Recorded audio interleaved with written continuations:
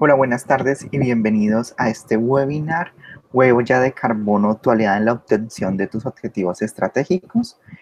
Antes de iniciar, les solicito por favor nos colaboren apagando las cámaras y los micrófonos para hacer efectiva esta reunión. Seguidamente les informo que esta sesión será grabada. Las políticas de privacidad las pueden encontrar en la página web wow.co y posteriormente pues será subido a la página de YouTube del Departamento Egresado Autónomo. Hoy nos estará acompañando Andrés Fernando Gil, quien es egresado del programa y especialista en calidad para la competitividad de la Universidad ICESI y es egresado del programa de Administración Ambiental de la UAO. Bienvenido, Andrés, y te dejamos para que puedas estar con este público. Las preguntas las pueden realizar a través del chat al finalizar la sesión. Muchas gracias. Bueno, hola, muy buenas tardes para todos. Quisiera primero confirmar que me escuchan bien y que ven bien mi pantalla. Por favor, ¿me lo confirmas, Andrés? Sí, te escuchamos bien y vemos la pantalla. Ok, bueno. Buenas tardes para todos. Es muy grato tenerlos el día de hoy con un propósito fundamental y es atender el objetivo de cómo nos puede ayudar una herramienta metodológica como es la huella de carbono a alcanzar objetivos estratégicos en una organización, ¿sí?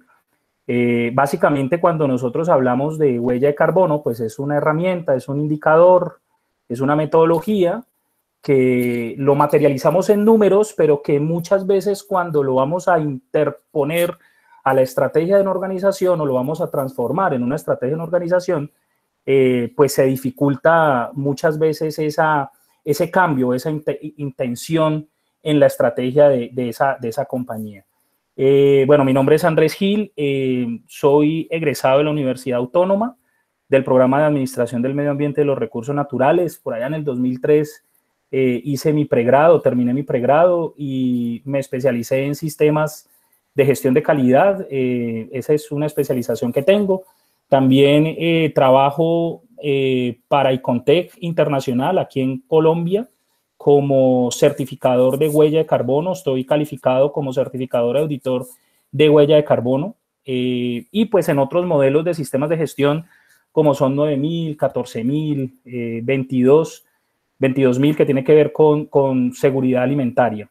Pues este tema, por ser también base en mi carrera primaria, en mi carrera básica, pues me he profundizado más en el tema y he logrado pues trabajar esta metodología y este modo de obtener beneficios hacia las organizaciones.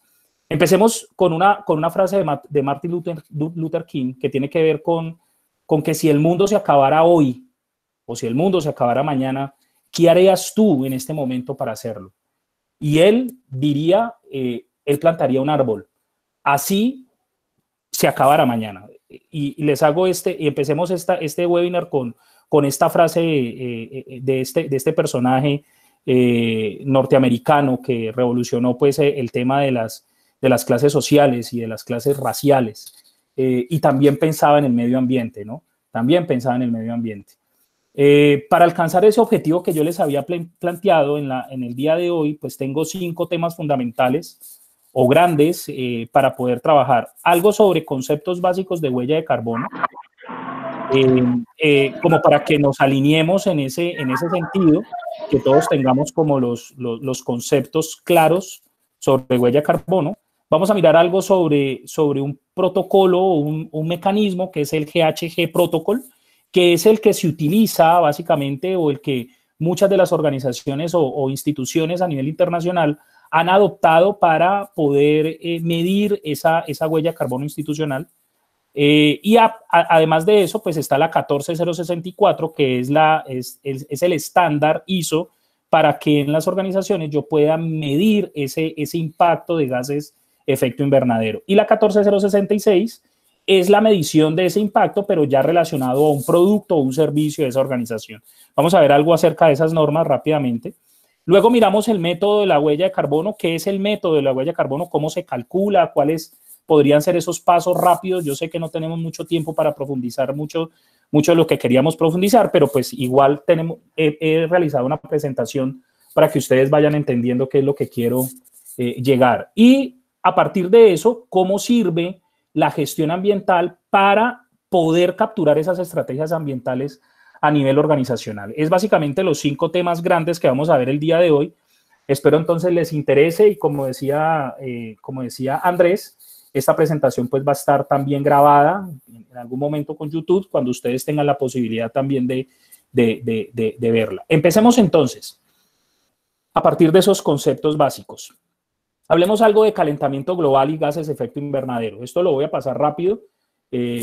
Creería yo que en el público pues están presentes muchas personas que trabajan en la parte ambiental o que tienen conocimiento en la parte ambiental. Entonces no voy a profundizar mucho en los temas para llegar a los temas gruesos que tienen que ver con la presentación. Sabemos entonces que la atmósfera básicamente es una especie de capucha o yo diría de saco, de cobija, que nos abriga a partir de ciertos componentes que tiene para poder garantizar que al interior de la Tierra se genere vida, ¿sí? Esa capucha, esa cobija o ese saco, no sé cómo lo llamo, esa franela, pues lógicamente está alrededor de todo el globo terráqueo y nos protege a través de esas condiciones físicas y químicas y de esos componentes de unos rayos infrarrojo y esos rayos ultravioleta que pueden venir del sol, ¿cierto? Esos rayos como tal, pues si no tuviéramos esa protección, yo diría también esa crema que utilizamos como antisolar, esa es nuestra crema antisolar, pues esos rayos básicamente nos freirían y no podríamos vivir nosotros como lo hacemos normalmente. Entre lo que es la troposfera y estratosfera, que son algunas capas de esta atmósfera, se concentra la capa de ozono, que pues en su gran mayoría está siendo funcional en esa posición para poder garantizar filtrar esos rayos solares y solamente dejar pasar los rayos que a nosotros en la Tierra nos sirven, ¿sí? Y nos sirven para nuestra vida, ¿sí? ¿Qué pasa entonces con esos rayos solares?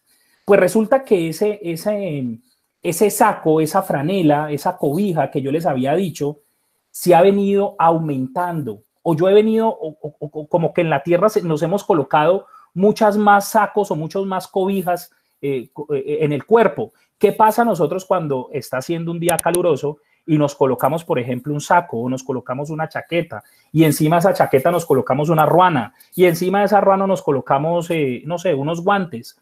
Pues vamos a sentir calor. Es exactamente lo mismo que pasa al interior de nuestro globo terráqueo, nuestra Tierra, ¿sí?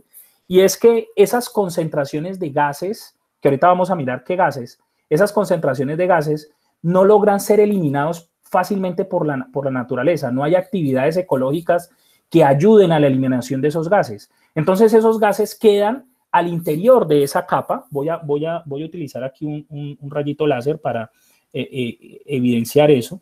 Queda al interior de esta capa y esos gases que se van generando por ciertas actividades antrópicas, algunas naturales también, ¿cierto? Esos gases no son eliminados naturalmente, entonces quedan al interior de esta capa y empieza entonces a generar esa condición que yo les decía, como si nosotros nos colocáramos saco sobre saco o ruana sobre ruana o cobija sobre cobija.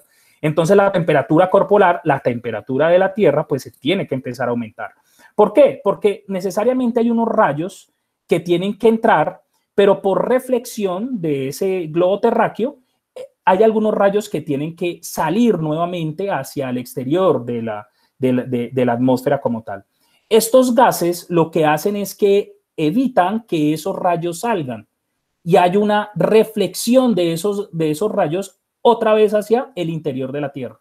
Eso está generando que aproximadamente el 30% de los rayos que emite el Sol son reflejados y se escapan hacia la Tierra. Ese 70% que logra ingresar, ¿cierto? aproximadamente el 25% o el 30% de esos rayos, o sea, el 50% o el 40% de esos rayos quedarían al interior de la Tierra. Como esos gases están aquí presentes en la atmósfera, ese 30% de esos rayos no logran salir hacia la atmósfera, sino que siguen al interior de ese globo terráqueo. Y ahí es donde se generan entonces esos cambios ecológicos sobre lo que nosotros llamamos calentamiento global, ¿sí? ¿Cuáles podrían entonces ser esos gases que nos generan ese efecto invernadero? ¿Por qué efecto invernadero? Como los invernaderos que nosotros vemos en los cultivos, en donde básicamente se hace una condición climática, microclimática al interior de esa construcción para aumentar la temperatura al interior de esa construcción. Los que hayan ingresado a un invernadero, pues la temperatura puede ser 2 o 3 grados por encima de la temperatura ambiente que está al interior de ese lugar. Y por eso se llama efecto invernadero, ¿sí? Los gases más representativos en el efecto invernadero son los que el Grupo Intergubernamental de Expertos sobre Cambio Climático han definido en un grupo de 6 gases efecto invernadero que pueden ser perjudiciales para nuestro globo terráqueo y que pueden generar ese efecto invernadero. No hay que olvidar que estos gases también están presentes en la naturaleza y que en condiciones naturales pues seguramente no generarían algún aumento en la temperatura del globo terráqueo. Aparece entonces el dióxido de carbono, que es el gas más representativo en este tema de gases de efecto invernadero y que aproximadamente aporta el 80% de esa condición sobre el total de los gases generadores generadores de aumento de temperatura en el globo terráqueo, ¿sí? Y aparecen otros, por ejemplo, el metano, el óxido nitroso, los perfluorocarbonados, los hidrofluorocarbonados o hexafluoruros de azufre, que vamos a mirar a ver en qué se pueden o cuál es el servicio de la industria que más los promueve. Y yo les haría una pregunta. ¿Saben ustedes que solo es posible capturar el CO2 a través de remociones naturales, como es la planta? La planta en su proceso biológico, pues lógicamente hace esa captura de ese dióxido de carbono, ¿sí? En ese ciclo del dióxido de carbono es la planta la que hace esa remoción como tal, y que lógicamente existen unos sumideros que luego de que esa planta o esos bosques han generado una vida o un ciclo de vida, pues se generan unos sumideros de ese dióxido de carbono y están pues básicamente escondidos en la superficie, en el interior de nuestra tierra y están consolidados como petróleo. ¿Qué pasa con ese petróleo? Pues ese gas está ya guardado, por eso se llama sumidero, ¿cierto? Y ese es un proceso natural, lógicamente, que la naturaleza ha establecido para poder regular ese comportamiento de ese gas. Y si yo lo que hago es coger el sumidero y extraerlo y llevarlo a la superficie y utilizarlo, pues voy a liberar ese CO2 que no está contemplado en esa ecuación natural, ¿sí? Entonces, al liberarlo, pues lógicamente la naturaleza no va a tener la capacidad suficiente o el tiempo suficiente para volver otra vez, por medio de estas remociones, volver otra vez a la captura de ese CO2. ¿Y qué pasa con ese CO2? Pues queda en el ambiente y ahí es donde empiezan a haber ese aumento de gases, efecto invernadero y, como decía anteriormente, la posibilidad de aumentar la temperatura en el globo terráqueo, ¿sí? También entonces aparecen otros gases, ¿sí?, que empiezan a aumentar y que a medida del año han aumentado su concentración. Y esto es porque esas actividades antrópicas han hecho de que estos gases aparezcan y empiezan no naturalmente a producirse, sino antrópicamente a producirse por acciones que el hombre ha generado a través de esa actividad industrial, ¿sí? Por ejemplo, el metano. El metano fácilmente lo podemos encontrar en todo lo que es ganadería, ¿sí?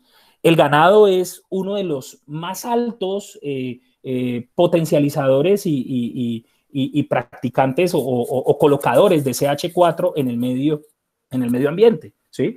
Y a medida de que nosotros, el ser humano, pues hace extensiva esos corredores para poder ubicar reses o porcinos o cualquier otro tipo de animal para poder ser beneficiado, pues vamos eliminando el único mecanismo que tenemos para la recepción de ese CO2 y le estamos generando aún más a través de este tipo de servicios o este tipo de actividad económica, pues un aumento de ese metano dentro del ciclo natural, ¿sí? Hay algunas cosechas o algunos procesos agrícolas que también generan ese componente CH4, por ejemplo, el arroz. El arroz, bien saben ustedes que son cultivos inundados o cultivos que la humedad tiene que ser por encima del 60 o el 70% para poder generar un correcto cultivo. Y esa generación de aguas residuales también genera descomposición de materia orgánica que genera ese CH4 y que si yo a medida voy generando grandes cantidades de arroz o grandes cantidades de extensiones de este tipo de cultivos, pues lógicamente va a haber una posibilidad mucho mayor de aportar hacia el medio ambiente o hacia la atmósfera ese CH4 como tal, ¿sí? Y la generación de residuos, todo lo que tiene que ver con materia orgánica o descomposición de materia orgánica en su composición química. Cuando yo hago esa estructura química o ese cambio químico en esa descomposición de materia orgánica, siempre va a aparecer el CH4. Y ese CH4, ¿en dónde va a quedar como sumidero? En el aire, en la atmósfera. ¿Qué es lo difícil o qué es lo que yo quiero que se lleven de esta imagen? Y es que la molécula de CH4, cuando yo la identifico como molécula, puede generar o puede estar relacionado con que esa molécula está comparada con ese CO2 aproximadamente 28 veces. Si yo libero una molécula de CH4 o un kilogramo de CH4, estoy liberando, por así decirlo, 28 kilogramos de CO2 a la atmósfera. ¿Esto para qué? Generalmente cuando nosotros hablamos de huella de carbono, tenemos que igualarnos para poder comparar esos datos. Y la manera más fácil de igualar esas unidades es a través de una unidad que se llama CO2 equivalente. Entonces, todos los gases que nosotros vamos a emitir o todos los gases que nosotros vamos a empezar a medir, tenemos que llevarlos a esta unidad que vamos a llamarlo CO2 equivalente. Entonces, hay unas tablas de transformación o de conversión de esas moléculas o gases que nosotros estamos midiendo al interior de nuestras organizaciones y que nos ayudan a calcular a partir de esa unidad de transformación cuánto es en CO2 equivalente la cantidad de CH4 que nosotros estamos emitiendo por la actividad que nosotros estamos generando, ¿sí? Lo que quiero decir es que si nosotros estamos emitiendo un kilogramo de CH4, estamos emitiendo 28 kilogramos de CO2 a la atmósfera, ¿sí? Estamos emitiendo 28 kilogramos de CO2 a la atmósfera. Hablemos, por ejemplo, de los óxidos de nitroso. Esos óxidos de nitroso son muy ejemplares, por ejemplo, en actividades que tienen que ver con actividades agrícolas de suministro de productos químicos hacia el producto agrícola, ¿sí? En donde yo estoy en esa aplicación de ese producto que tiene muchas concentraciones de nitrógeno, pues lógicamente hay liberaciones de ese óxido de nitroso, de esos óxidos de nitroso. Y también en la industria manufactura, ¿sí? En todo lo que tiene que ver con industrias térmicas o con procesos térmicos, con calderas, con generación de energía, se ven esos óxidos de nitroso que son liberados cuando yo estoy calentando ese carbón para poder generar esos térmicos o esas térmicas que yo necesito al interior de mi organización. Ahí aparece entonces ese óxido nitroso y miren entonces el equivalente que tiene el óxido de nitroso con comparación del CO2. 265 kilogramos de CO2 equivalente a 1 kilogramo de óxido de nitroso. Entonces empieza a haber un cambio significativo cuando yo, por ejemplo, estoy midiendo esos óxidos de nitroso al interior de mi organización o en la aplicación, por ejemplo, de agroquímicos, pues cuando yo estoy empezando a cambiar esas prácticas a prácticas un poco más ambientalmente saludables o ambientalmente amigables, pues lógicamente tengo un impacto considerable sobre el medio ambiente porque estoy reduciendo 265 veces más en comparación a ese CO2 que podría generar ese calentamiento global. ¿Qué otro tipo de gases efecto invernadero se pueden presentar? Aparecen los famosísimos PFC, ¿sí? O CFC, ¿sí? Los perfluorocarbonados o los fluorocarbonados. Esas sustancias que son muy utilizadas, por ejemplo, en la industria del aluminio, en la industria del plástico, en la industria de la cerámica, y que en esas actividades que el hombre ha desarrollado para refrigeración y materiales aislantes, aparecen estos componentes, ¿sí? Son muy utilizados también, o eran muy utilizados también, en todo lo que eran los aerosoles. Y por eso los aerosoles cambiaron, este tipo de componente migró a otro tipo de gas para poder generar una mejor condición hacia el medio ambiente, ¿sí? ¿Cuál es el equivalente a CO2 de este gas? 12.400 kilogramos, 12 toneladas de CO2. Un kilogramo de un perfluorocarbonado equivale a 12 toneladas de CO2 equivalente. Eso es un dato muy particular, ¿sí? Entonces, cuando yo en mi organización manejo ese tipo de gases y genero, por ejemplo, algunas liberaciones furtivas o algunas emisiones furtivas que llama la norma, pues lógicamente tengo que empezar a trabajar sobre eso y mira el impacto que va a tener tan significante sobre el medio ambiente, ¿sí? Y eso que este no es uno de los gases más perjudiciales. Miremos otro, los fluorohidrocarburos o los CHF que llaman, ¿sí? Son muy utilizados en empresas electrónicas, en la elaboración de componentes electrónicos, ¿sí? En esa elaboración de componentes electrónicos, en refrigerantes, en aires acondicionados, también es muy utilizado, ¿sí? En fabricación de semiconductores, también son muy utilizados. Y mire la capacidad que tiene este gas en ser equivalente a CO2. Es 13 toneladas, 13.900 kilogramos equivalentes de CO2 si yo estoy liberando 1 kilogramo de CHF, ¿sí?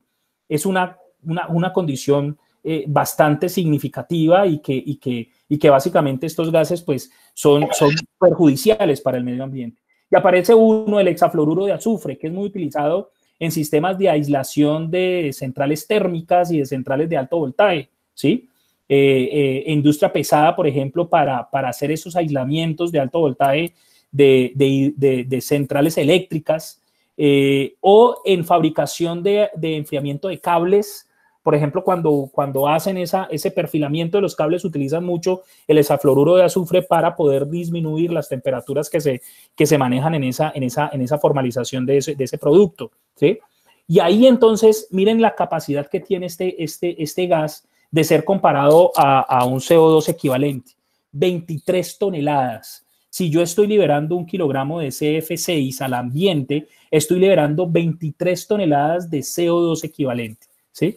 Entonces hay que empezar a pensar cuáles son los gases que nosotros tenemos que en nuestra organización, en nuestra compañía, estamos siendo utilizados, lo estamos utilizando, y empezar entonces a identificar esas actividades para poder empezar a disminuirlo, ¿sí? Poder empezar a disminuirlo.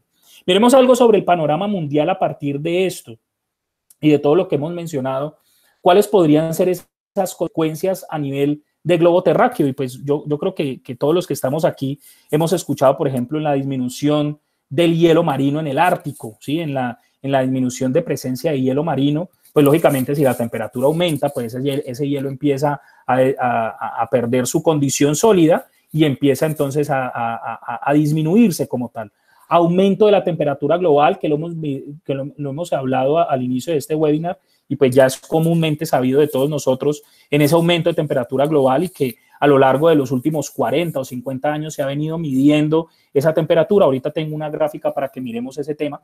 Calentamiento de los océanos, pues lógicamente si esas aguas permanecen a gran exposición de esa temperatura que ha aumentado, pues lógicamente van a empezar a aumentar las temperaturas de los océanos, y eso va a generar, por ejemplo, que se presenten más fácilmente fenómenos de niño o fenómenos de niña, ¿sí?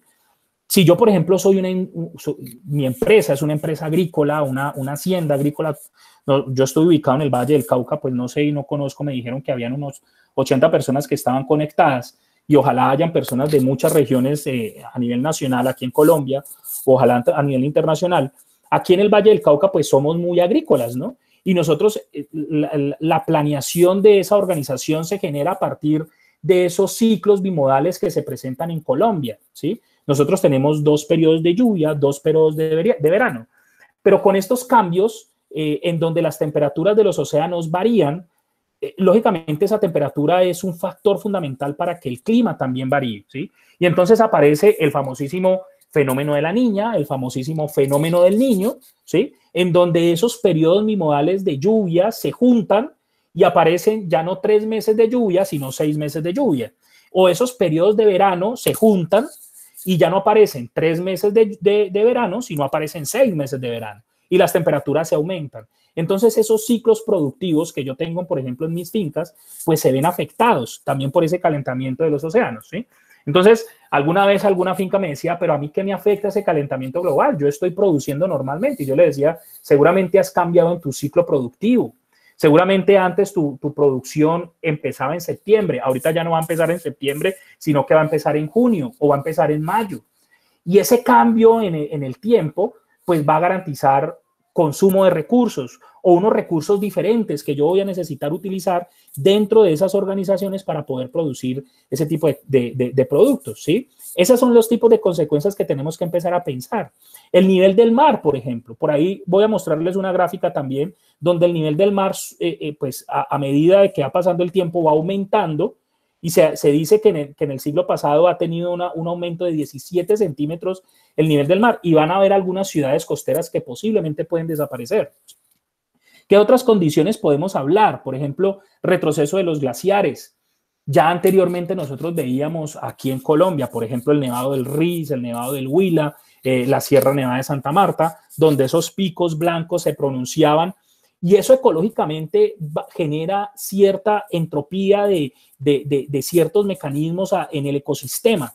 Si esos glaciares empiezan a disminuir por el calentamiento global, pues lógicamente todos esos ecosistemas que están relacionados con esos glaciares, pues se van a ver afectados, ¿sí? Y se van afectados, pues nosotros que estamos arriba en esa cadena trópica, en esa cadena alimentaria que está el ser humano, pues también se va a ver afectado, porque muchos de los elementos que nosotros utilizamos para comer están dentro de ese ecosistema y se van a empezar a disminuir, ¿sí?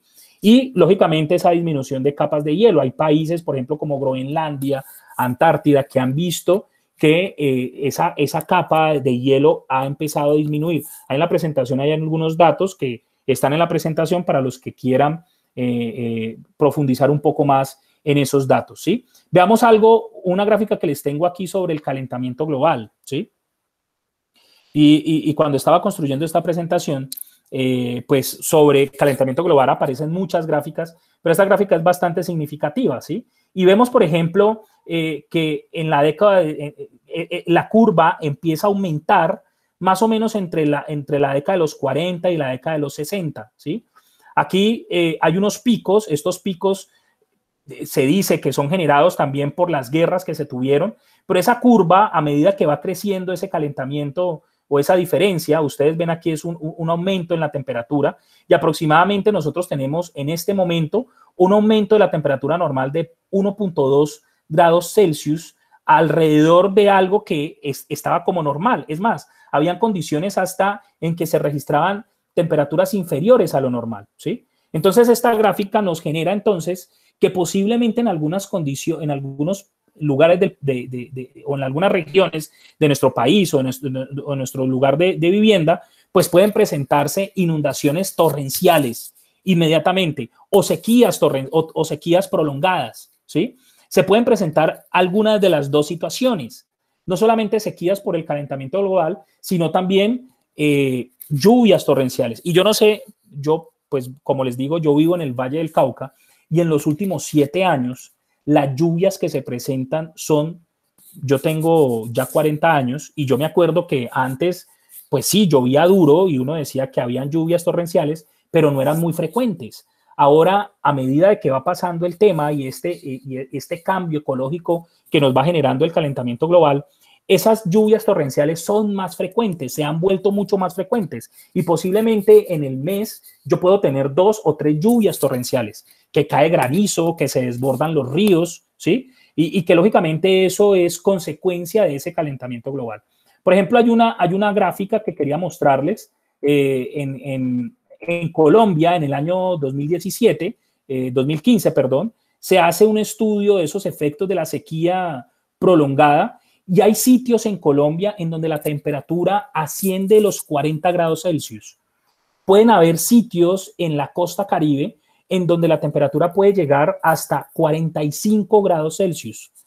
Y eso genera que muchas condiciones ecológicas se pierdan. Ustedes están viendo ahí en las fotos, ¿cierto? En donde 120 municipios estuvieron en alerta naranja por condiciones ganaderas y agrícolas, donde el ganado se perdía, las cosechas se perdían por temas de temperatura, Y si ustedes ven, por ejemplo, ahí en el mapita que les estoy mostrando en la gráfica, esto fue en el año 2015, uno de los años más calurosos en los últimos 10 años. Básicamente, todo el país estaba de color rojo. No había exceso de agua ni humedad. Y, por ejemplo, en las zonas tropicales, en las zonas donde hay selva tropical, que es las zonas del Amazonas, las zonas del Meta, Baupés, toda esa zona sur de Colombia, miren ustedes la temperatura. No había humedad relativa y eso genera aumento de la temperatura dentro de ese ecosistema como tal, ¿sí? Dentro de ese ecosistema como tal. Y también aparecen inundaciones más severas, ¿sí? Inundaciones más severas que el IDEAM, que es el Instituto Nacional de Meteorología y Estudios Ambientales, por allá en el año 2013 y 2014, evidenció inundaciones severas en todo Colombia, ¿sí? En todo Colombia. Sitios en donde normalmente no habían inundaciones y se presentaron inundaciones, ¿sí? Aumento de nivel del mar.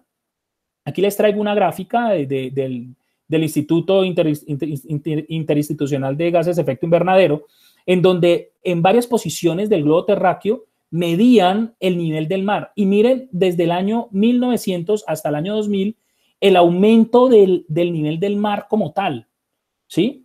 Casi 1.5 centímetros, aproximadamente 150 milímetros en aumento de nivel del mar. ¿Esto qué puede generar? Por ejemplo, en ciudades costeras de Colombia, como Barranquilla, Cartagena, Santa Marta, pues pueden no perderse de la faz de la tierra, pero sí el mar puede comerse alguna parte de esa zona urbana que se está presentando en esas grandes ciudades.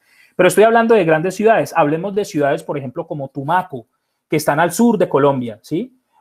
O estas zonas del Cauca, o las zonas de Buenaventura, por ejemplo, en el Valle del Cauca, ¿sí? O la zona de Chocó, ¿sí? O hablemos de nuestra gran isla San Andrés y Providencia. Lo que se tiene pronosticado, si sigue el aumento el aumento de nivel del mar, esas ciudades posiblemente se perderían de la faz de la tierra. ¿Qué podría pasar? ¿A dónde va a llegar la gente? En Tumaco viven 500,000 personas, 400,000 personas, que todas están generando trabajo a partir de pesca, que es una de las actividades económicas más representativas de este sector. ¿Esas personas a dónde van a llegar? Pues lógicamente van a llegar a las grandes ciudades como Cali, Popayán, Bogotá, y van a empezar a aumentarse esos factores sociales o esos indicadores, afectarse esos indicadores sociales en esas ciudades como tal, ¿sí? Y entonces ahí ese componente ambiental del calentamiento global también afecta la sociedad de nuestras organizaciones, de nuestro país o de nuestros países. Y ahí entonces yo hago esta pregunta, y esa pregunta es muy importante. Bueno, ¿qué podemos hacer nosotros para empezar a disminuir eso? ¿O qué estamos haciendo nosotros para poder disminuir? ¿Qué estamos haciendo nosotros en este momento? ¿Sí? Entonces, miremos a ver a nivel mundial qué cumbres o qué mecanismos de países a nivel mundial empezaron a ver esta problemática y se empezaron a llevar situaciones para poder disminuir esos gases de efecto invernadero que nos generan esas condiciones o esas afectaciones hacia nuestro medio ambiente. Y todos muy bien sabemos sobre la convención que hubo en 1992 en Río de Janeiro sobre el cambio climático, ¿sí? Ahí básicamente se empezó a modelar el tema de qué es lo que íbamos a empezar a manejar para poder controlar esos gases de efecto invernadero. Pero en 1997, en Kioto, en Japón, surge el protocolo de Kioto. Ese para mí es el punto de inicio y el punto de quiebre en donde esta situación empieza, diría yo, no a mejorar, pero sí a tener condiciones para poder mejorar, ¿sí? Empezar a generar esas reglas de juego, no solamente en los países, sino a nivel organizacional, gremial, para poder saber qué es lo que debo de hacer, ¿sí? Y por allá en el 2015, en el Acuerdo de París, que son los dos acuerdos, yo diría, más representativos en esta línea de tiempo, en donde se generan esas políticas necesarias para poder garantizar que nosotros vamos a trabajar en la disminución de esos gases de efecto invernadero. ¿Qué se dijo en esa reunión de Kioto? En ese protocolo de Kioto. Básicamente, en ese tratado de protocolo de Kioto, o en ese documento de protocolo de Kioto, 60 países se comprometieron a hacer una disminución de esos gases de efecto invernadero, ¿sí? Que en el 2007 ya no eran 60 países, sino eran 180 países. De esos 180 países, 3 países estuvieron en desacuerdo en firmar ese protocolo de Kioto. Todos ustedes saben, Estados Unidos, China y Australia, ¿sí? Esos países dijeron, nosotros no le pegamos a eso porque necesariamente habían que hacer ciertas condiciones económicas.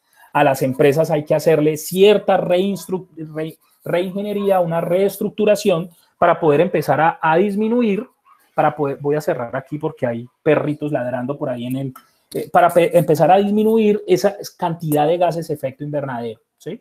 Y básicamente ese protocolo de Kioto planteó unas metas, ¿sí? Y esas metas iban a ser medidas en el año 2008 y 2012. Metas que los países a los que vinculaban ese protocolo, pues tenían que empezar a disminuir. Colombia hace parte de ese protocolo de Kioto, ¿no? Allá en el artículo 12 aparece algo sobre los mecanismos de desarrollo limpio, o lo que nosotros llamamos MDL. ¿Qué son los mecanismos de desarrollo limpio? Los mecanismos de desarrollo limpio son las transformaciones o los proyectos de transformación que yo hago al interior de mis organizaciones para poder disminuir esos gases de efecto invernadero, Muchas de las organizaciones que están en el exterior, a medida de que pasaba el tiempo, estos mecanismos de desarrollo limpio eran muy costoso implementarlos. Entonces se generó en ese entonces el mercado del carbono. ¿Qué era el mercado del carbono? Pues básicamente las empresas que disminuían a partir de proyectos de mecanismo de desarrollo limpio, disminuían esos gases de efecto invernadero, los colocaban como una especie de bolsa, en una bolsa de valores de carbono en donde cualquier persona podía comprar esos CO2 equivalente, podía comprar esos valores en CO2 y podía decir que a partir de esa compra, pues ellos estaban disminuyendo a lo que se habían comprometido. Básicamente eso es como la base fundamental. En París, en el 2015, pues se habló de ese límite que era 2 grados Celsius en esa disminución de temperatura y que básicamente esos 2 grados Celsius se llegaba con esa disminución de gases de efecto invernadero, ¿sí?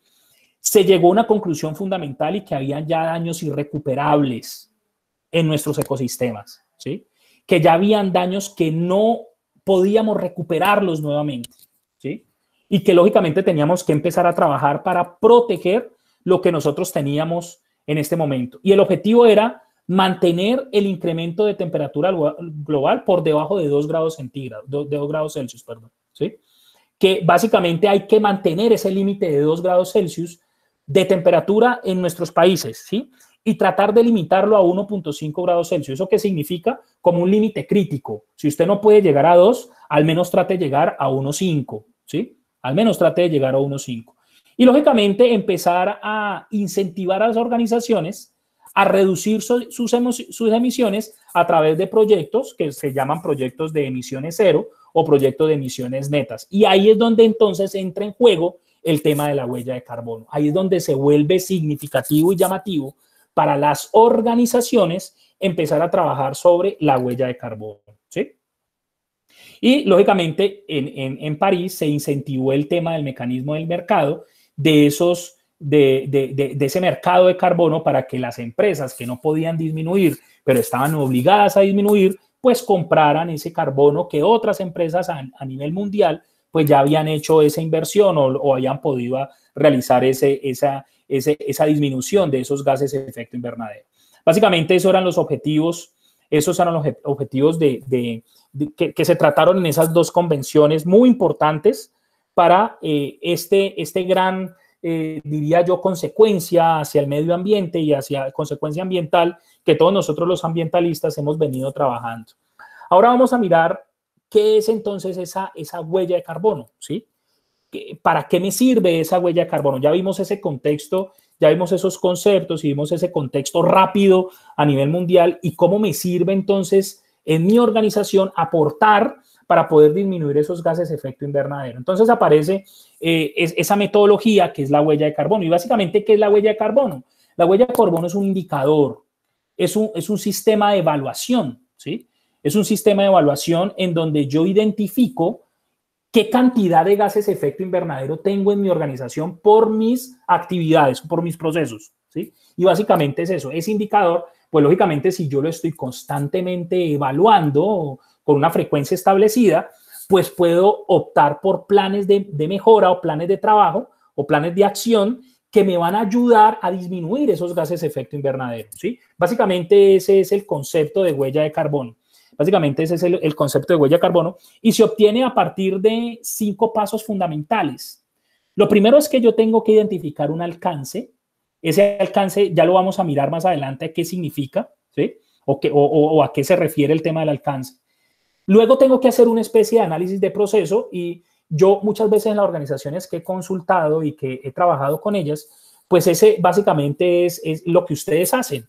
Es lo que ustedes son expertos en el momento de realizar un servicio o un producto. Y hay que empezar a analizar entonces el proceso y en ese análisis yo tengo que identificar fuentes de emisión, ¿sí? Tengo que identificar fuentes de emisión. Esas fuentes de emisión están relacionadas con los recursos que yo estoy utilizando para poder realizar esa actividad, recursos que tienen que ver con esa generación de gases efecto invernadero. Recojo entonces los datos en una tercera actividad, recopilo los datos en algo que se llama la calculadora o en muchas organizaciones hay una hoja en Excel en donde está así gráfica. Yo ya les voy a mostrar ahorita más adelante un resumen de esa recopilación de datos y calculo el indicador a partir de esa sumatoria de esos gases equivalentes. Acuérdense que tengo que llevar todo a CO2 equivalente. Hago un cálculo de ese indicador y a partir de eso, pues proyecto la mejora. Básicamente ese es el camino que yo tengo que seguir cuando estoy hablando de huella de carbono, ¿sí? Cuando estoy hablando de huella de carbono. Ese inventario de huella de carbono básicamente se elabora a través de algo que nosotros llamamos el ciclo de vida de mi producto, ¿sí? Este ciclo de vida de mi producto, esta gráfica que ustedes ven aquí en la pantalla, aparece a partir de una producción de materias primas, un transporte y distribución de esos elementos, luego la transformación de esos elementos en mi industria o en mi organización, luego la distribución de ese elemento final o de esa salida de esa organización, luego el consumo y la reutilización o el reciclado de lo que resulta o lo que termina ese producto como tal a nuestro cliente o nuestro consumidor. En cada uno de estos pasos, cuando yo hablo de huella de carbono, ¿sí? Yo tendría entonces que empezar a identificar, a determinar cuáles serían esos recursos que yo necesito y cuáles serían las generaciones. Voy a hacer algo aquí que me gusta hacer cuando estoy utilizando las presentaciones. Perdónenme un momentico, yo saco aquí una plumita. Entonces yo lo que necesito identificar aquí hay una emisión, aquí hay una emisión, aquí hay emisiones, aquí hay emisiones de gases de efecto invernadero, ¿cierto? Aquí hay emisiones de gases de efecto invernadero y yo lo que tengo que empezar a identificar para calcular esa huella de carbono es esas emisiones a partir de los recursos utilizados, calcularlas y empezar a sumarlas y así identificar cuál es mi total en todo este ciclo de producto, en todo este ciclo de vida de mi producto de servicio, calcular algo que nosotros llamamos huella de carbono. Hay que hacer algo significativo aquí, eso lo vamos a mirar en un slider más adelante, y es lo que es mi huella de carbono corporativa y lo que es mi huella de carbono de producto. Cuando yo hablo de huella de carbono de producto, tengo que vincular todo lo relacionado con la producción de ese elemento. Y cuando hablo de todo lo relacionado con la producción de ese elemento, estoy hablando de las materias primas que utilicé para poder elaborar ese producto. ¿De dónde vienen? ¿Qué recursos se utilizó para la extracción de esas materias primas? ¿Cómo se distribuyeron y se transportaron? ¿Cierto? ¿Cómo se distribuyó el producto? cómo lo utilizó mi cliente, cómo lo consumió y cuál fue el resultado o el elemento resultante de esa actividad de consumo y qué se hace con ese elemento resultante, si lo dispongo correctamente o lo envío a una disposición no segura, ¿sí?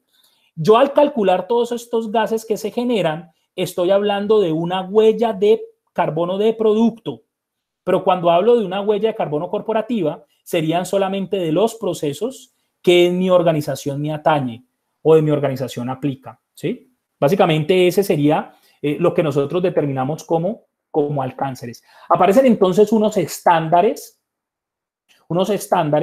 que internacionalmente son muy utilizados para poder construir esa huella de carbono, ¿sí? La iniciativa de reporte mundial, que no solamente utiliza la huella de carbono como objetivo fundamental, sino que tiene otros objetivos fundamentales como el tema de pobreza, el tema de productividad, el tema de manejo de niños en la producción. Bueno, ese Global Reporting Initiative tiene una serie de aspectos a evaluar y dentro de esa serie de aspectos está la huella de carbono en una forma estándar para poder calcularlo. Aparece también el GHG Protocol, que ya se los he mencionado, es el más utilizado a nivel internacional y el que más adoptado ha tenido las instituciones de certificación y acreditación en el mundo, como la ISO, por ejemplo, ha adoptado el GHG Protocol para poder ser utilizado en el cálculo de la huella de carbono. Hay dos instituciones, el Instituto a nivel mundial de recursos naturales y el Consejo Mundial de Sustentabilidad y Mejoramiento Ambiental, son los que diseñaron y tienen en consideración este Greenhouse Gas Protocol, que en este momento está en la versión número 6 o versión 6.0, ¿sí? Aparece también los estándares británicos, el PAS 2050 o 2050, que lo llaman. Es un PAS muy, diría yo, muy fácil de entender, es una herramienta muy fácil de entender que paso a paso me va ilustrando qué es lo que debo de hacer para poder calcular esa huella de carbono.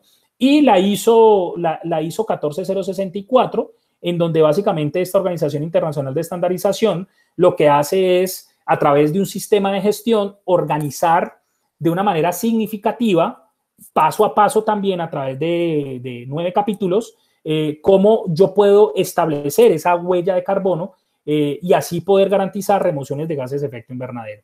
Vamos a mirar en el día de hoy estas dos que son como las más significativas en cuanto al manejo industrial y las que más se utilizan en el mercado económico y en el mercado de gases de efecto invernadero. Hablemos un poco del GHG Protocol, ¿sí? El GHG Protocol, ¿qué me establece? Básicamente el GHG Protocol me establece que yo necesito identificar 3 alcances, los voy a marcar aquí, 3 alcances para calcular los gases de efecto invernadero. ¿Esos alcances de qué dependen? Esos alcances dependen si la actividad que yo estoy desarrollando es directa en la generación de gases de efecto invernadero o indirecta en la generación de gases de efecto invernadero. Les explico algo así significativo. Si yo, por ejemplo, estoy en la industria azucarera utilizando cal para poder regular pHs en el jugo de sirope de la industria de azúcar, ¿cierto? Cuando yo estoy inoculizando o temporizando la cal, hay un proceso térmico y ahí hay una liberación de gases de efecto invernadero, ¿sí? En esa liberación, eso es una actividad directa.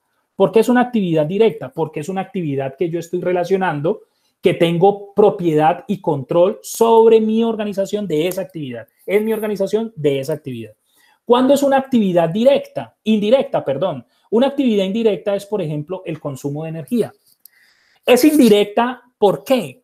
Porque básicamente yo podría controlar cuándo consumo energía o no, pero la generación de energía o el causal de generación de energía no está en control directo de mi organización. Ese sería entonces el alcance 2. Y el alcance 3 ya sería esa generación indirecta de gases de efecto invernadero de actividades que no tienen nada que ver con mi proceso productivo, ¿sí? Con mi proceso productivo. Yo aquí se los explico más detenidamente, ¿sí? Se los explico más detenidamente esos alcances como tal. Miremos entonces esas emisiones de gases de efecto invernadero pueden tener entonces esos tres alcances, ¿cierto? Pueden tener esos tres alcances. Lógicamente que dentro de esos tres alcances yo tendría que referenciar cuáles son las emisiones de CO2, cuáles son las emisiones de CH4, de hidrofluorocarbonos, de todo lo que, de esos gases de efecto invernadero como nitrógenos o dióxidos de nitrógeno o dióxido de nitroso que están generando esos gases de efecto invernadero. Y en cada uno de los alcances yo tendría entonces que hacer esa diferenciación de esos gases, ¿sí? De esos gases como tal. ¿Qué hace la 14064?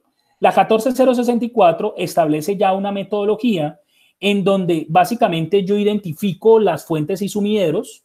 Yo tengo que hacer un listado, una identificación de esas fuentes y sumideros.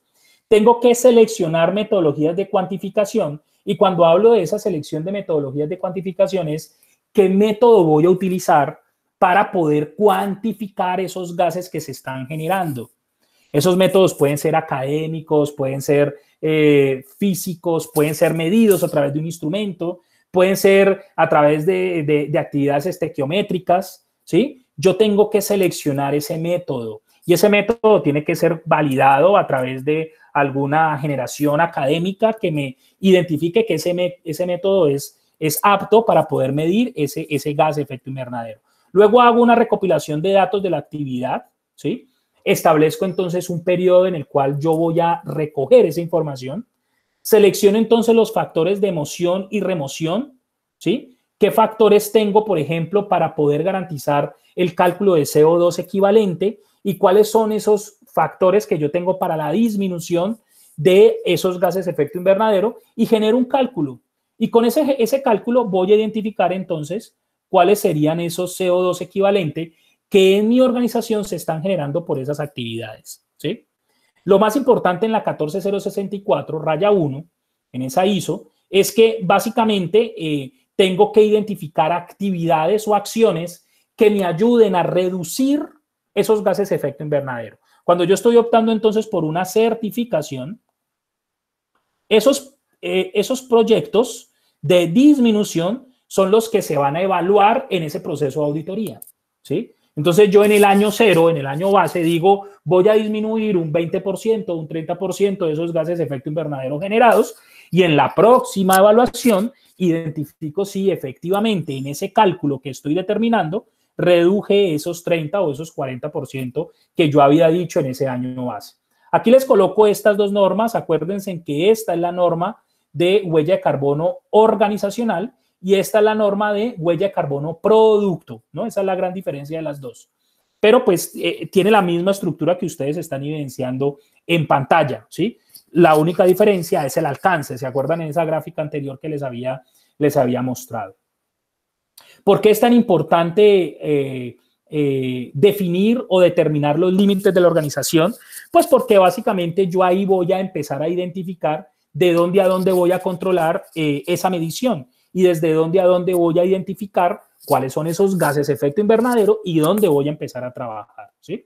Y esos límites de la organización, pues lógicamente lo tengo que pensar a partir de algo que en ambiental nosotros llamamos el ciclo de vida. El ciclo de vida de nuestro producto es simplemente desde la cuna a la tumba, como se llama, desde el inicio del recurso natural, su transformación, su transporte, su uso y su desecho. Y en cada una de estas actividades yo tendría entonces que empezar a identificar esos gases de efecto invernadero, ¿sí? En cada una de estas actividades yo tendría que identificar dónde están esos gases de efecto invernadero que me generan y así poder empezar a identificar cómo voy a empezar a controlar. Alguna pregunta que me hacían en algunas organizaciones, por ejemplo, si yo tengo aquí un proveedor, ¿yo cómo garantizo que ese proveedor va a disminuir o va a controlar la generación de gases de efecto invernadero, que va a controlar el uso de hidrocarburos o va a controlar el uso de consumo de energía, por ejemplo? Entonces yo les decía, ustedes no están directamente relacionados con el control, pero sí lo pueden incentivar. Y el incentivo lo menciona en la norma de gestión ambiental. La 14001 del año 2015 habla sobre incentivos aguas abajo y aguas arriba.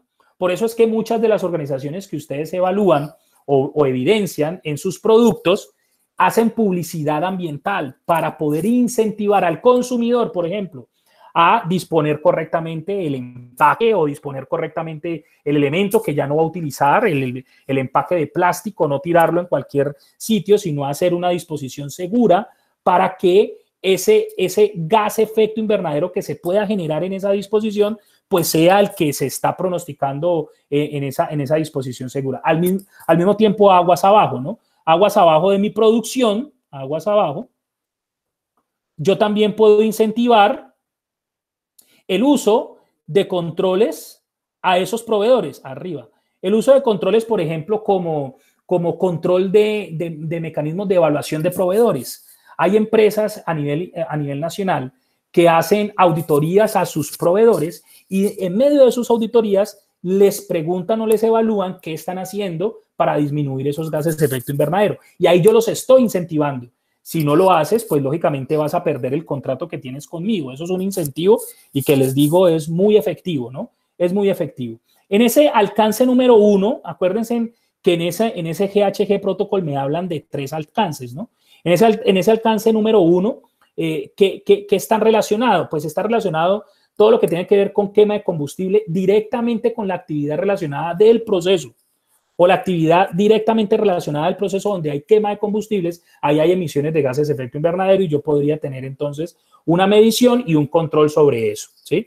Generación de electricidad, vapor, calor, actividades de transporte, actividades propias de la industria, actividades de mantenimiento, por ejemplo, temas de mantenimiento de refrigeradores, chiller, aires acondicionados, emisiones fugitivas, por ejemplo, fugas en tuberías, en compresores, contenedores, términos que podrían generar gases de efecto invernadero de actividades directas. Acuérdense que este alcance son las actividades directas, estas son las actividades directas que las organizaciones están realizando y que lógicamente en huella de carbono son ese cálculo de esas emisiones directas, de esas actividades que se relacionan directamente con la generación del producto, ¿sí? Sistemas de tratamiento de aguas, por ejemplo, si yo tengo lagunas de oxidación, planta WAS, lagunas de estabilización, sistemas cerrados de manejo de aguas residuales, pues ahí voy a generar gases de efecto invernadero y son actividades directas, son actividades propias de control propio de la organización. Actividades del alcance número 2. Y estas actividades del alcance número 2 son las actividades que tienen que ver con el consumo de energía. ¿Por qué el consumo de energía se denomina generador indirecto o huella o generador de gases de efecto invernadero de manera indirecta? Pues porque yo estoy consumiendo la energía, el control está sobre el consumo de energía, pero el control no está sobre cómo elaboro la energía o cómo se genera la energía. Y en este caso, en Colombia, por ejemplo, hay una generación casi aproximada del 78% de energía a través de hidroeléctricas y podría ser mayor y va a ser mayor con el tema de Hidroituango, que todos ustedes conocen, y que eso hace que los factores de generación de energía varíen en básicamente la generación de gases de efecto invernadero. Cuando yo estoy calculando los gases de efecto invernadero para este alcance, pues yo necesito identificar unos factores que aparecen por la Comisión Nacional de Energía, en donde ellos anualmente renuevan esos factores y esos factores son los que me transforman a través del total del consumo de energía que yo estoy consumiendo, valga la redundancia, por mis actividades, me transforman a través de esos factores a CO2 equivalente, ¿sí? A CO2 equivalente. Y el alcance número 3, lo que ya les había dicho, son todas esas actividades que tienen que ver de maneras indirectas en la elaboración de mi producto o mi servicio. Ahí entra, por ejemplo, esas actividades fuera de la compañía, transporte de vehículos propios de los operarios, ¿sí? Entonces, si yo tengo 100 operarios, de los cuales 50 tienen transporte propio, yo tendría, si voy a calcular este alcance número 3, tendría que calcular el consumo del recurso del hidrocarburo que ellos utilizaron en ese transporte del vehículo, ¿sí? Vuelos de negocios, por ejemplo, de los ingenieros, supervisores, directores, gerentes, que hacen a diferentes ciudades que tiene que ver con la actividad propia del negocio. Esos vuelos como tal también son calculados como alcance número 3, ¿sí? Alcance número 3. Entonces, dentro de las certificaciones, las empresas evalúan esos alcances. ¿Cuáles son los alcances obligatorios? 1 y 2. El alcance número 3 no es obligatorio en las certificaciones. Cuando yo estoy hablando de una 14064, ¿no? Cuando estoy hablando de una certificación de 14064. Vamos a mirar un ejemplo de una cálcula de huella de carbono. Yo tengo entonces ese ciclo de vida desde la producción de materia prima hasta la reutilización de elementos o eliminación de algún elemento como tal. Yo entonces identifico fuentes de emisión en toda esa cadena, en todo ese ciclo de vida, ¿cierto? Fuentes de emisión de gases de efecto invernadero, lógicamente, ¿cierto? Entonces aparecen, por ejemplo, utilización de carbón, gas natural y acetileno, ¿cierto? Y aparecen esa identificación, las actividades en las cuales están identificadas esos gases que se podrían generar a partir de eso, ¿sí? La utilización, por ejemplo, de hidrocarburos, ¿cierto? Y en dónde se utilizan esos hidrocarburos. Y yo empezaría entonces a identificar que estos son mis fuentes de emisión, ¿cierto? Si yo voy a empezar a planear a partir de esta identificación de fuentes de emisión, ¿qué es lo que voy a hacer para empezar a disminuir esos gases de efecto invernadero? Tendría entonces que empezar a trabajar sobre estos equipos o estas actividades para poder empezar a disminuir esos gases de efecto invernadero. Entonces yo evalúo, identifico, determino esas fuentes de emisión durante todo mi proceso de ciclo productivo, entonces, durante todo mi ciclo de vida de producto. Luego de eso, ¿qué hago? Luego de eso, entonces empiezo a calcular la cantidad del recurso utilizado, ¿cierto? Por esa fuente de emisión, y a partir de ese recurso utilizado, hago a partir de un factor de conversión la conversión a CO2 equivalente, ¿sí? A CO2 equivalente. Miren ustedes entonces que aparecen algunas actividades que pueden generar gases que no solamente son CO2, sino que aparecen los HFC, por ejemplo, hidrofluorocarbonos, ¿sí? Y esos hidrofluorocarbonos, miren la cantidad que se empiezan a generar mucho más grandes que cantidades significativas de CO2, ¿sí ven? Por ejemplo, como recargadores de aires acondicionados, con utilizaciones de refrigerantes como R422, que son considerados gases de efecto invernadero, ¿cierto? Y que básicamente esa actividad pues me está generando eso. Yo aquí estos son datos reales de una compañía que yo hago consultoría y pues por eso tapo algunos datos para que ustedes vean que esos datos están ahí para proteger algunas cantidades. ¿Yo qué hago entonces con toda esa cantidad ya calculada de dióxido de carbono o dióxido de carbono equivalente? Pues básicamente lo que hago es una sumatoria y genero entonces una herramienta y ahí entonces yo empiezo a identificar cuál ha sido la huella de carbono de esa organización a partir de estas actividades identificadas para poder garantizar la producción del producto o del servicio que está generando.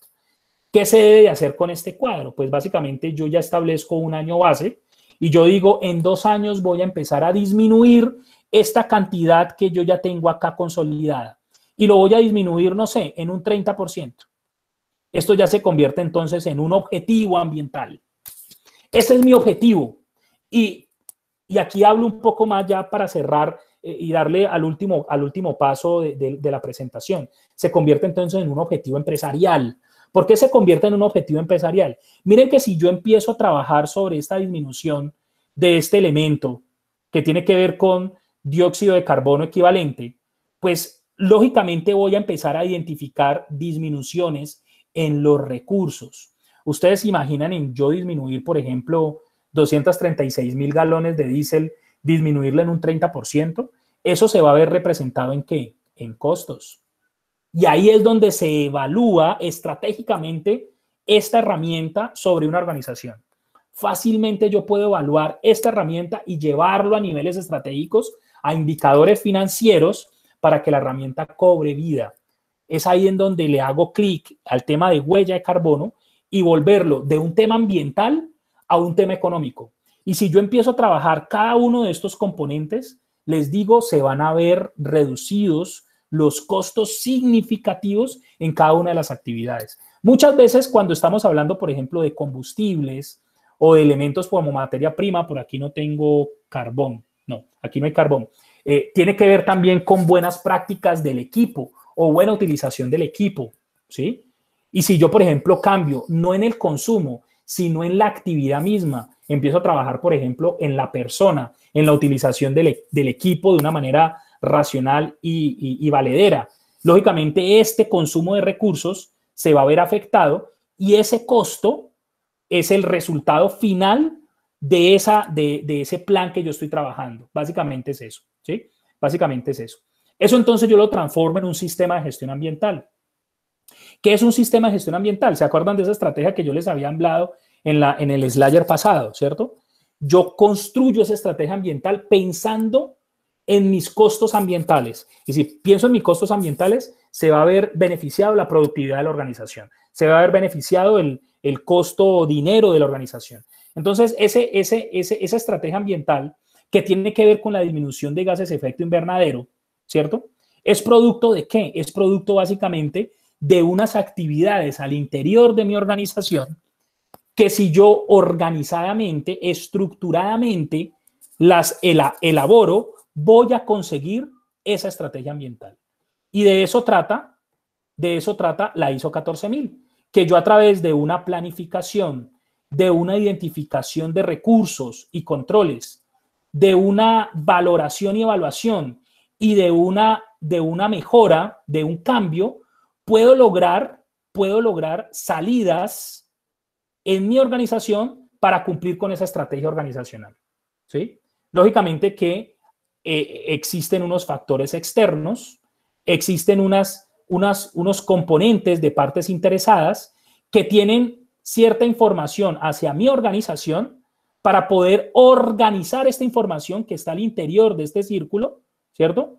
Y que esto se vuelva hegemónico, que yo tenga un plan, una elaboración, una verificación y un ajuste para poder lograr esa estrategia de ciclo ambiental. Miren que aquí hay un ciclo PHBA, el famosísimo PHBA, está aquí inmerso en esta gráfica, ¿sí? Y aquí están los capítulos inmersos de la 14001. Cuando yo hablo de cuestiones externas, eso está en el capítulo 4, eso también está en el capítulo 4. Aquí aparece, por ejemplo, el tema de liderazgo en el capítulo 5, el capítulo de planificación, que es cómo yo voy a hacer los capítulos 6. En el capítulo 7 y 8 está todo el tema de control y recursos. En el capítulo 9 todo el tema de evaluación y en el capítulo 10 todo el tema de mejora. ¿Yo cómo puedo entonces vincular la herramienta de huella de carbono ahí? Vincularla como una estrategia organizacional. Yo lo vinculo a este sistema operativo de mi ciclo de sistema de gestión ambiental y hago parte de todo este esquema como huella de carbono y voy a cumplir con esa estrategia fácilmente. Voy a cumplir con mi estrategia fácilmente. ¿Cuáles podrían entonces ser? Aquí hay una gráfica que la empresa AENOR, una empresa española de certificación, le copié a ellos esta grafiquita que me pareció muy interesante. ¿Cuáles podrían entonces ser esas certificaciones que nosotros podríamos utilizar dentro de nuestras organizaciones para poder evidenciar que estamos trabajando sobre eso? ¿Eso para qué?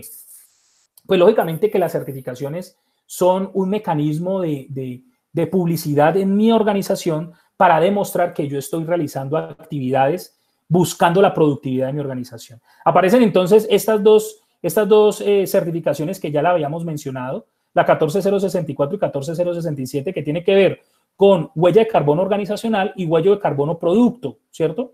Y esas dos, en términos significativos, pues hacen parte del cálculo de emisiones. Hay unas certificaciones que tienen que ver con verificaciones de emisiones de gases de efecto invernadero. Eso básicamente son por países, se crean algunas legislaciones o estamentos gubernamentales en donde plantean cómo hacer esas verificaciones de gases de efecto invernadero. O hay algunos sectores económicos o gremios que establecen también mediciones de cálculos de huella de carbono que yo podría adoptarlos al interior de mi organización para poder empezar a medir esa huella de carbono. Por ejemplo, aquí en el Valle del Cauca, los ingenios azucareros tienen a través de como sector un mecanismo para el cálculo de emisiones de gases de efecto de huella de carbono, de gases invernadero. Si ya estoy hablando, por ejemplo, de proyectos de reducción de emisiones, vuelve otra vez, aparece la 14064 porque es empresarial y miren que aparece el GHG Protocol, ¿sí? Es una herramienta que me ayuda a la reducción de emisiones. Acuérdense que este GHG Protocol, como lo mencionábamos, son los tres score o los tres alcances que yo tendría que medir y cómo lo voy a medir. Lógicamente aparece el protocolo de Kioto como mecanismo mecanismo de desarrollo sustentable o proyecto para yo poder empezar a reducir emisiones. Aparece una ISO que es la ISO 50000, que es la ISO que yo también la puedo certificar sobre eficiencia energética, cómo garantizo el uso de energía al interior de mi organización de una manera eficiente, ¿sí? Y ahí aparece todo el tema de paneles solares, energía eólica, disminución de consumo de energía, ¿sí? Y aparece proyectos a nivel interinstitucional y gubernamental como economías circulares. Aquí, por ejemplo, aparece en Colombia, está muy de moda el tema de economía naranja, que no estoy evaluando el tema de efectividad de esa economía, en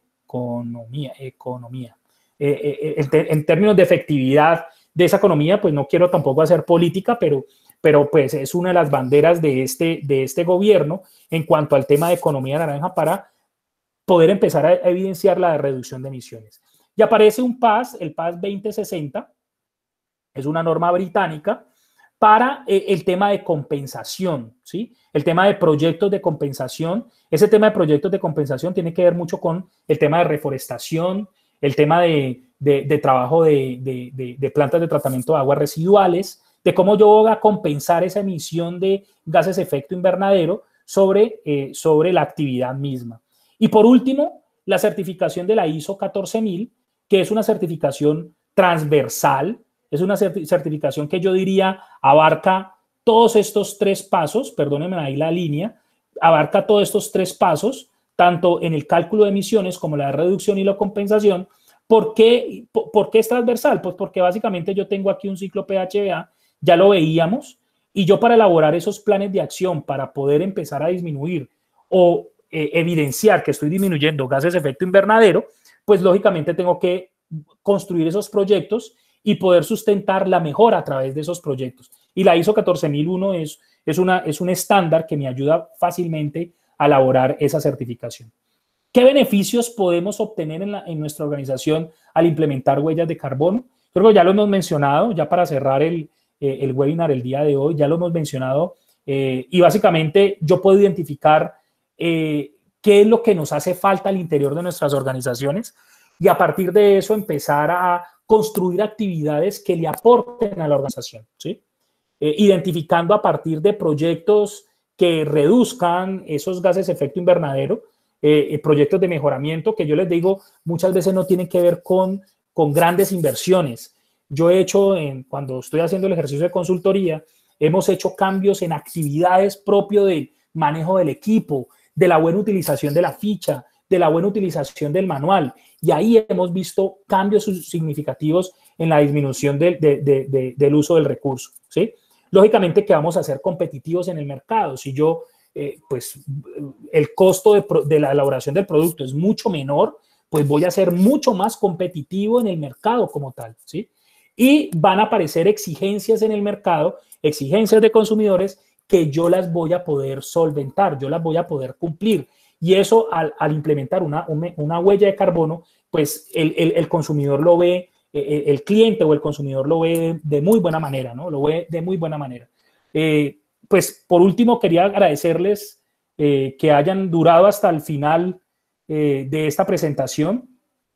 Dejo pues mis datos aquí en la última diapositiva y le doy entonces paso y cabida a Andrés para que exista alguna pregunta. Gracias, Andrés. Pues las personas que tengan algún tipo de pregunta pueden hacerlo a través del chat. Estamos dispuestos pues a intentar resolverlas. No sin antes agradecer también a la directora del programa de administración ambiental, Gloria Amparo Jiménez, también por hacer posible este evento. Si alguno tiene una pregunta, pues la pueden colocar en el chat. Muchas gracias, Andrés, nuevamente. Ok.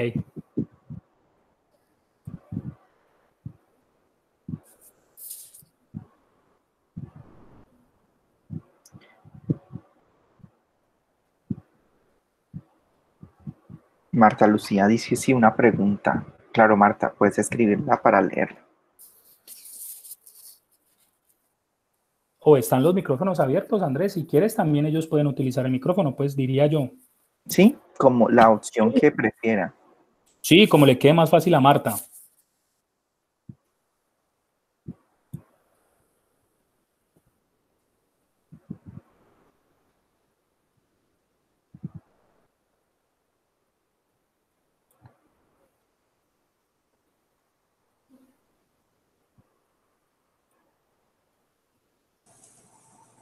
Mientras Marta se conecta, buenas tardes Andrés, te habla Gloria Amparo Jiménez. Hola, Gloria. Me alegra mucho verte con todo esto que nos estás contando en la tarde de hoy. Me parece fantástico tener un egresado nuestro en esta instancia y quisiera preguntarte algo. ¿Las empresas aquí a nivel regional están implementando este tipo de herramientas? Sí, mira que hace más o menos desde el 2007, la CBC, que es la Corporación Regional para la Conservación del Ecosistema, pues la CBC, que es la Autoridad Ambiental a nivel regional, con el DAGMA diseñaron algo que se llama Carbono Cero. Ese proyecto Carbono Cero vinculó aproximadamente unas 120 empresas en Cali para que ellas empezaran primero a medir la huella de carbono, y la intención de las dos autoridades ambientales era que a medida que ellos medían la huella de carbono generaran proyectos de mecanismo de desarrollo limpio para poder disminuir esos gases de efecto invernadero. Fue tan popular este mecanismo que año tras año la CDC ha implementado esa medición y ahora ha vinculado al ICONTEC como mecanismo certificador de los informes de huella de carbono. Entonces, el ICONTEC lo que hace es cada año visitar estas 120 empresas, que ya no son 120 empresas, sino son 140 empresas, y no son solamente de Cali, sino a nivel regional. Ya hay empresas de Buga, de Cartago, Tuluá, Palmira, Jamundí, en donde se han vinculado al proyecto y donde ellos hacen esa evaluación de huella de carbono y se plantean entonces proyectos de mecanismo de desarrollo limpio para poder evidenciar esa disminución de gases de efecto invernadero. Eso se certifica, ¿no? Este proyecto tiene una certificación, esa certificación ellos la pueden utilizar. En este momento no hay ninguno todavía con huella de carbono cero, pero sí está certificado que cumple con la 14064, que tiene que ver con cómo elaborar el informe para poder presentar esa certificación. La idea es que por el tema de la pandemia, te digo, teníamos nosotros, yo hago parte del grupo evaluativo de ICONTEC, y teníamos nosotros pronosticado a mediados de este año registrar unas 40 empresas que estaban pensando en llegar a huella de carbono cero. ¿Qué es tratar de llegar a huella de carbono cero? Esas emisiones que yo estoy generando, compensarlas de alguna manera, compensarlas a través de reforestación, disminuir lógicamente a través de actividades al interior de mi organización, disminuir ciertas emisiones de estos gases de efecto invernadero, pero para poder llegar a cero, pues yo lo que hago es proyectos de reforestación. En Colombia existen 4 proyectos de reforestación muy importantes. El ministerio aporta 3 a nivel nacional, y la CBC tiene uno en Los Farallones y tiene uno en Dagua también, que es un mismo proyecto para poder vincular que las empresas a través de un recurso pagan y se les compensa esos CO2 equivalente por ese pago que ellos hacen en esa reforestación de esos proyectos como tal. Es muy interesante, ¿no? Muchas gracias, Andrés. Felicitaciones. Gracias, Gloria. Bueno, ya estoy aquí conectada. ¿Cómo están? Hola. Hola, Marta, ¿cómo vas? Bien, gracias. Muchas gracias por la presentación, muy interesante.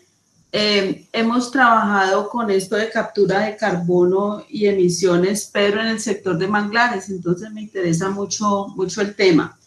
La pregunta en este momento va precisamente hacia las MIPYMES. Gloria te preguntaba con relación a cuáles son las empresas que están trabajando ahora con esto, pero ¿cuál será la estrategia que podemos nosotros utilizar para que las MIPYMES se sientan más, digamos, tengan una mejor intención a trabajar con estos procesos. Estábamos hablando precisamente porque hay un programa para trabajar con MIPYMES y veíamos que de pronto a ellas no les interesa mucho la parte ambiental, no les interesa mucho lo que nosotros estamos mirando, ¿cierto?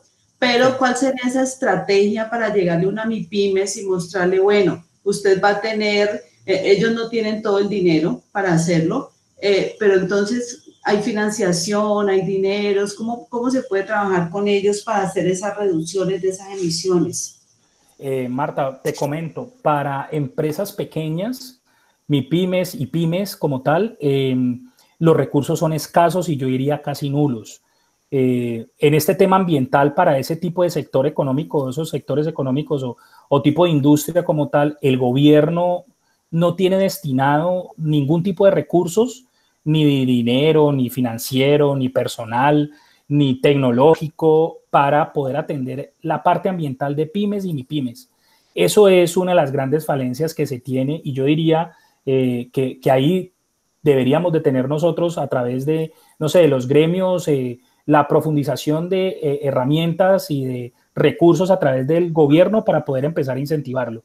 ¿Cómo podríamos nosotros empezar a incentivar? Mira que nosotros hemos tenido una fortaleza. Hay una empresa en Medellín y pues no sé si habrá alguno conectado porque yo le envié el link de conexión a alguien de Gaia. Es una empresa que ha venido trabajando muy de la mano con Icontec y con CBC en la elaboración de informes de gases de efecto invernadero y en el cálculo de la huella de carbono. Y con ellos, en algunas reuniones que hemos tenido, hemos evidenciado que la manera más fácil de vender la herramienta o la manera más fácil de poder ingresar a las organizaciones es darle a conocer ese mecanismo de uso de recurso o disminución de los recursos que podrían llegar al implementar un tipo de herramientas como estas. Entonces, lo primero que nosotros hacemos, o por lo menos el ejercicio que nosotros hacemos, ya saliéndome un poco en el tema de certificación y me meto un poco en el tema de consultoría, es lo primero que se hace es un assessment, es una especie de evaluación puntual de la situación actual. En ese assessment lo que se identifica es esas fuentes de emisión que se tienen en la MIPYMES o en esa pequeña empresa o mediana empresa, esas fuentes de emisión y se calcula los recursos que se utilizan en esa fuente de emisión.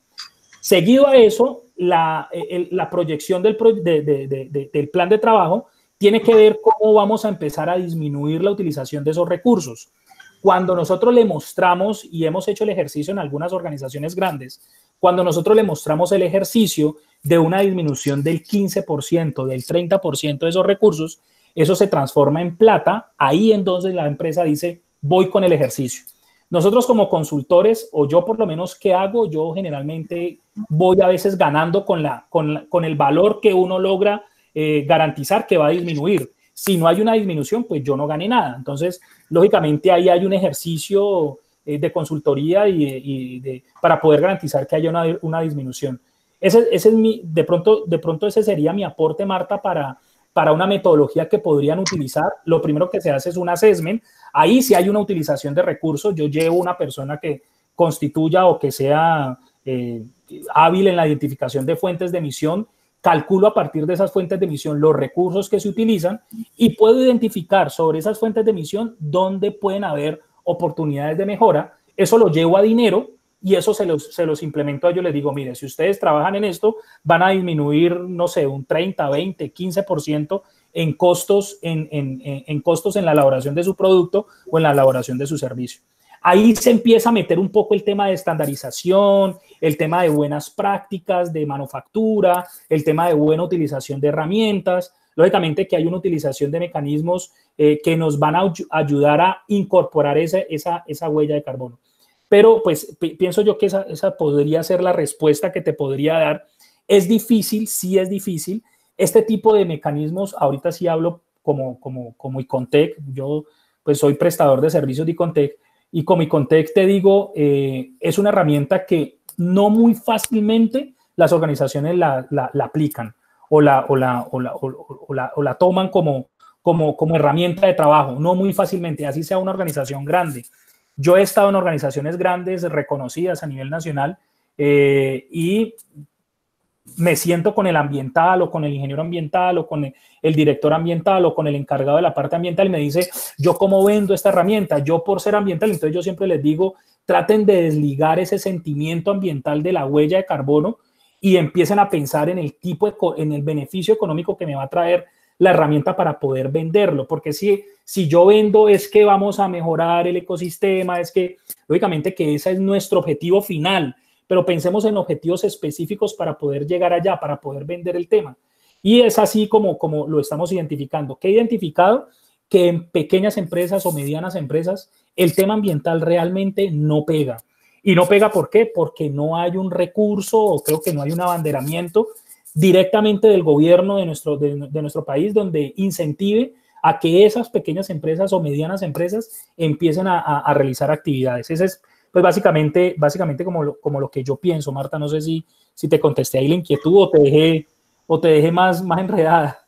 No, está bien, sí, porque ese es el consenso, ¿no? De que estas pequeñas empresas, pues obviamente no tienen cómo responder ante lo ambiental, pero pues a su misma situación económica sí pudieran, digamos que copiar ante estas alternativas.